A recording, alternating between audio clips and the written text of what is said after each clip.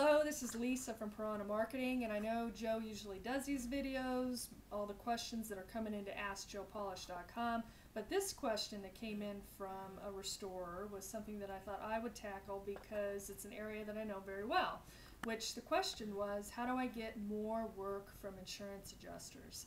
And so I wanted to address a couple of the strategies that I've seen our Piranha members implement to get more insurance work, and also what my rug plant has utilized very successfully in getting more insurance work. So there's three core areas I want to focus in on. And the first one is get to the source. And what I mean by get to the source is actually get to the consumer who's the flood's happening to. So whether it's a residence or whether it's commercial work, if they already know you do restoration work, then when they have that damage occur, if they're calling you first, that obviously gets you in to the insurance claim from the get-go. So a good way to make this happen is first to let your clients know that you do water damage restoration or fire damage restoration. You let them know that through your client newsletter, through any promotional materials that you're giving to them. But another really good tip is to have your number handy in the areas where these problems often happen, which your top three sources for floods in a home are going to be the water heater, going to be the washer, going to be the ice maker on the refrigerator. So I would put a sticker on the water heater that has your company name and contact information. I would put one on your washing machine. I would put a magnet on the refrigerator for your clients. And if they don't want to do any of that, then what you could do is get a sticker and actually put it on the outside of the phone book that says real clearly, water damage, fire, whatever, damage restoration work, this is our information and to contact us. This way they're not even opening up the book, because when they pull the book out, your number is there on the outside. So those are some quick little tips on that. The second area to focus on is to educate the adjusters. And this is a really good opportunity not only for insurance adjusters, but for any type of professional that needs ongoing continuing education credits. So if you present a presentation that is teaching them some of the basics on water damage restoration or fire damage restoration, and you're going through either the equipment you're using, the standards, the IICRC standards, anything that is an educational course that could qualify for CEC, it's an ideal time to give them value, because they need to get those credits to keep their own certifications up to date. And you could bring in food and make it, a meal as well, which of course everyone likes free food, but it gives you that opportunity to teach them something, give them value in food, value in the educational credit, and also positions you as an expert to that group. And this goes not only for insurance adjusters. This is a strategy that works extremely well for interior designers and any other type of group where they need ongoing CEC. I do a lot of presentations for associations in all various different fields, and it's always a very good referral source strategy for us.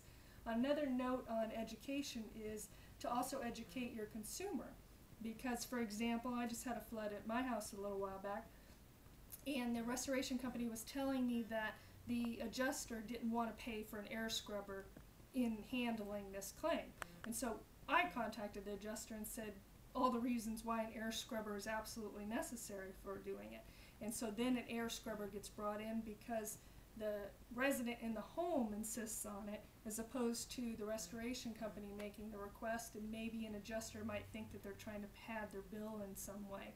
But if you are educating the actual occupant in the home or in the business so that they know the benefits of using particular equipment, that's a way to get that utilized, which is, you're the professional, so you know what should be done for the best care of the person in that home. So you should use education as well with the consumers so that you can have them on your side, as opposed to putting yourself at the mercy of an adjuster who might not know all of the intricacies of doing a restoration job correctly, which an air scrubber should be on every job. And the third one is hire one of them. And what I mean by that is that it's not a matter of all claims adjusters are bad, just like when claims adjusters are talking about restorers and cleaners trying to pad the bill and get as many, bring 5 air movers into a situation where you really only need 2, and trying to get as much money as possible. There's that us versus them kind of situation. And the fact of the matter is, claims adjusters and insurance adjusters, they work really long hours too, and they don't necessarily get paid very well. And there are, in some instances, if you have a really good adjuster, that's actually a very good idea for a potential hire for your company if you're thinking about expanding the insurance side of your company. So for example, in our company, we have somebody running my front office who has over 10 years of experience as a claims adjuster. And what we found is that not only is the interaction with the insurance companies much smoother, because she knows the language, she knows the process, it becomes a much more friendlier exchange.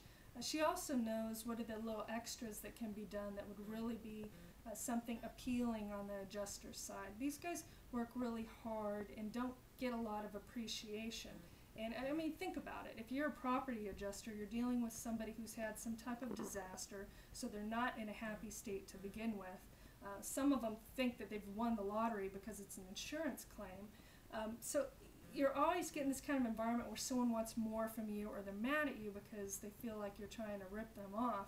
And being in that kind of environment, no matter what you're getting paid, with that lack of appreciation and that lack of, getting thank you from either side, from your employer or from the insured, can be really demoralizing. And so if they have an opportunity to come into your company, which if you're a really great cleaning or restoration company, you're dealing with people whose lives you're putting back together, whose homes you're making very healthy, you get a lot of thank yous, you get referrals, you get a constant appreciation, and that's a great work environment to move into. So think about possibly prospecting when you've come across adjusters that you feel would be a great addition to your team, and think about possibly offering them a position in your company, because I can tell you absolutely that will help build the insurance side of your business, whether you're in cleaning or whether you're in restoration work.